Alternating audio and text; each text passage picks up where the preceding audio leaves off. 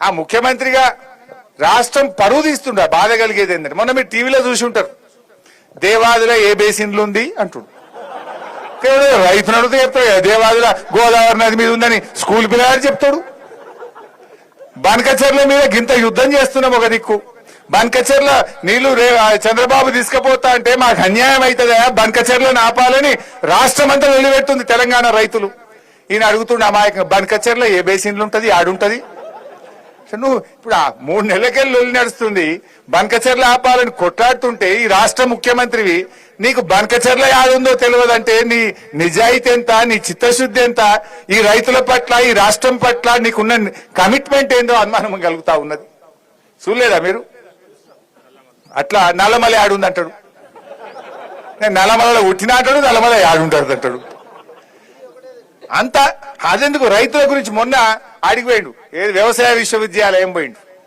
వ్యవసాయ విశ్వవిద్యాలయం పోయి కందులు పెసర్లు ఇలాంటి అన్ని కూడా మన వాటిని కందులు పెసర్లు ఏమంటాము మనం పప్పు ధాన్యాలు అంటాం ఏమంటాం పప్పు ధాన్యాలు అంటాం ఈ కొర్రలు రాగులు సజ్జలు వీటిని ఏమంటాం చిరుధాన్యాలు అంటాం మిలెట్స్ అంటాం రేవంత్ రెడ్డి ఏమన్నాడు మొన్న ఆడికి పోయి కందులు పెసర్లు ఇవన్నీ కూడా మిల్లెట్స్ ఇలాంటి పంటలు బాగా పండించాలి అన్నాడు ఎవరి ముంగట అన్నాడు పోయి ఆడ వ్యవసాయ విద్యార్థుల ముందు అన్నాడు ఆ పిల్లలంతా ఇదేంద్రబాయ్ మిల్లెట్లు అంటే మరి నిన్నదాకా మేము రాగులు సజ్జలు కొర్రలని చదువుతుంది ఈయన వచ్చి కందులు పెసర్లు మిల్లెట్లు అంటాడు ఇదేంద్రబాయ్ అని చేతిలో పెట్టుకున్నారు ఎక్కడి కథ ఏం కథ ఇది పరిశాలిగా ఆగమాగం జగన్నాథం ఒక్కటన్నా చక్కలేదు తెలియకపోతే సపరేట్ కూర్చోవాలి తెలిసినట్టు ఏందో మాట్లాడబోతారు నీ ఇజ్జత్ పోతావే కానీ రాష్ట్రం పరుగు పోతుంది కదా తెలంగాణ ముఖ్యమంత్రికి ఏం తెలియదట గిట్లా మాట్లాడుతుండంటే మన ఇజ్జత్ ఏమైనా ఉంటుందా ఈ రాష్ట్రంది ఈ రకంగా తయారైపోయింది ఏమన్నంటే తిట్టుడు తప్ప ఇంకోటి తెలియదు నేను మొన్న ఏదో జ్వరం వచ్చింది పోయి మనిషికి రోగం రాదా అయితే జ్వరం రాదా నేను దవాఖానలో పట్టే దాని మీద కూడా మాట్లాడతాడు ఈయన దవాఖానలో పడ్డాడు అంటాడు ఈయన ఇంత పొడుగు ఉన్నాడు అంటాడు ఇంకా నేనేం చేయాలి దేవుడు నాకు పొడుగు ఇచ్చిండు నీకు పొడుగు ఇచ్చిండు నువ్వు తలకాయ కిందికి పెట్టి కాలు మీదకి పెట్టి గుంజినాను పొడుగు కావు ఊకే నా మీద పడి ఎందుకు ఎడతావా రేవంత్ రెడ్డి నువ్వు హరీష్ రావు పొడుగు ఉన్నాడు హరీష్ రావు ఏమో నేనేం చేయాలి భయ్ దేవుడు నాకు పొడుగు ఇచ్చి నీకు పొడుగు ఇచ్చిండు మరి నా మీద పడి ఎడతాడు ఊకే అంటే ఒక సైకో టైప్ అయిపోయిండు ఈ రకంగా ఇవాళ ఏమనంటే కేసు ఇవాళ అనవసరంగా మన కౌశిక్ రెడ్డిని అరెస్ట్ చేసిండు ఆ అరెస్ట్ కూడా ఎట్లా చూసి ఇవాళ శనివారం రేపు ఆదివారం కోర్టు ఉండదు ఇప్పటికి 10 సార్లు తిట్టింది కోర్టు నువ్వు ఈ శుక్రవారం రాత్రి శనివారం పూట అరెస్ట్ చేయకు నువ్వు కావాలని వేస్తున్నావు బిడ్డ అని హైకోర్టు మొటికాయలు వేసింది పోలీసు వాళ్ళకు కానీ మళ్ళీ చూసి నిన్న శుక్రవారం రాత్రి 12 గంటలకు మన కౌశిక్ రెడ్డి ఎమ్మెల్యేని అరెస్ట్ చేసిండు ఏం చేసిండు కౌశిక్ రెడ్డి రేవంత్ రెడ్డి తప్పులను ఎత్తి చూపిండు గట్టిగా మాట్లాడిండు పోరాడిండు బీఆర్ఎస్ ఎమ్మెల్యేలను గుంజుకుంటే వాళ్ళ మీద గట్టిగా పోరాటం చేసిండు బిడ్డ రాజీనామా చేయండి రాబాయ్ అని కొట్లాడిండు ఆ కౌశిక్ రెడ్డి గట్టిగా అడుగుతుండని ఆయన మీద పగబట్టి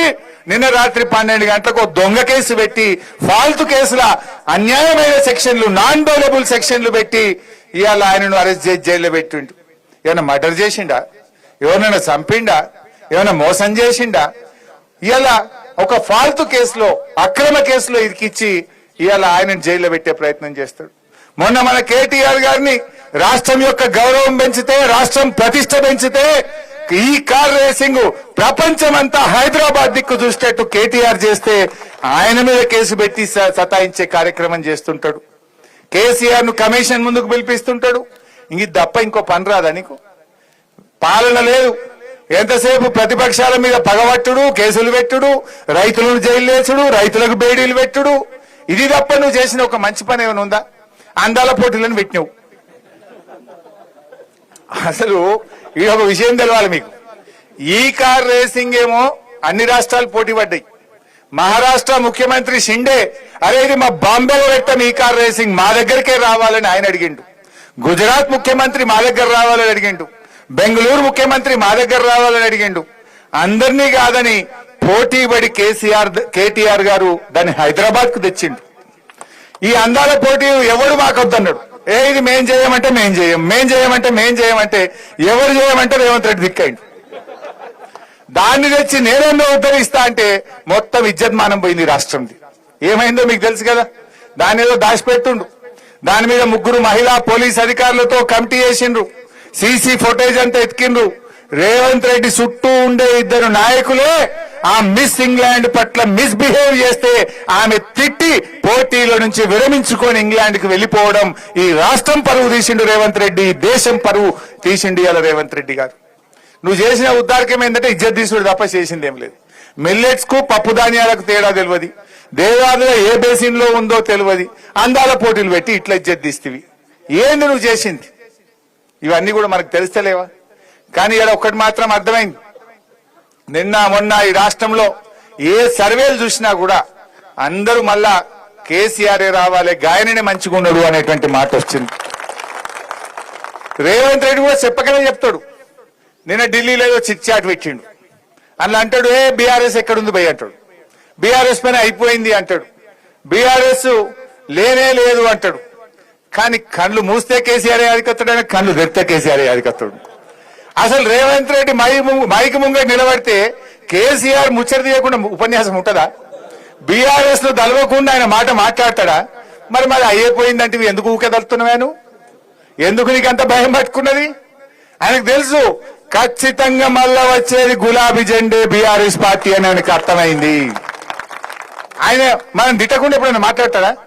అసలు చక్కగా ఒక పాలసీ మీదనో, ఒక మంచి పని మీదనో, ఒక ముఖ్యమంత్రిగా ఒక విధానం మీదనో ఎన్నడన్నా ఒక్కనాడు మాట్లాడతాడే? తిట్టుడు తప్ప కేసీఆర్ ను గెలవకుండా ఆయన ఎప్పుడన్నా మాట్లాడతాడా అని నేను అడుగుతా ఉన్నా. ఆయన మనకు అర్థమైపోయింది. మనకు ఎవరో చెప్పాల్సిన అవసరం లేదు. రేవంత్ రెడ్డికే నిద్రలో కూడా కేసీఆర్ బీఆర్ఎస్ పార్టీ యాదికి వస్తుంది ఆయనకు. అంటే మళ్ళీ వచ్చేది బీఆర్ఎస్ పార్టీ. మీ ఊర్లలో చూడండి. ఇప్పుడు మొన్న నాకు ప్రభాకర్ వీళ్ళు చెప్తుండే, మా గోవర్ధన్, చాలా ఊర్లలో ట్రాక్టర్లలో డీజిల్ కు పైసలు లేక జాకీలు ఎక్కిచ్చిరట. కేసీఆర్ ఉండగానే రోజు ట్రాక్టర్ వచ్చి చెత్త తీసుకుపోతుండే. రోజు చెత్త తీసుకుపోయి గ్రామాలు శుభ్రంగా చేసిండు. ప్రతి ఊరికి వైకుంఠధామము, dump yard, tractor, trolley, tanker, అన్ని ఊర్లలో బ్రహ్మాండమైన చెట్లు, నర్సరీ మనం చేసినాం. ఒక్క రూపాయి ఇయ్యక గ్రామ పంచాయతీల్లో పనిచేసే సఫాయి కార్మికులకు 3 నెలల జీతాలు లేక ఇప్పటికీ చాలా ఊర్లలో డీజిల్ కు పైసలు లేక వారంకి ఒక్కనాడు ట్రాక్టర్ నడుపుతున్నారు, 3 వద్దులకు ఒక్కనాడు నడుపుతున్నారు. పెట్రోల్ పంప్ ఓడిగా 6 నెలలైంది ఉద్దర వసూలు బంద్ చేసిండు ట్రాక్టర్లకు. నీ పరపతి ఆడికి వచ్చిందంటే రేవంత్ పాలనలో కేసీఆర్ ట్రాక్టర్లు కొని పెడితే అందులో డీజిల్ కూడా శాత కాక అవి మూలకు పడే పరిస్థితి వచ్చింది రేవంత్ పాలన.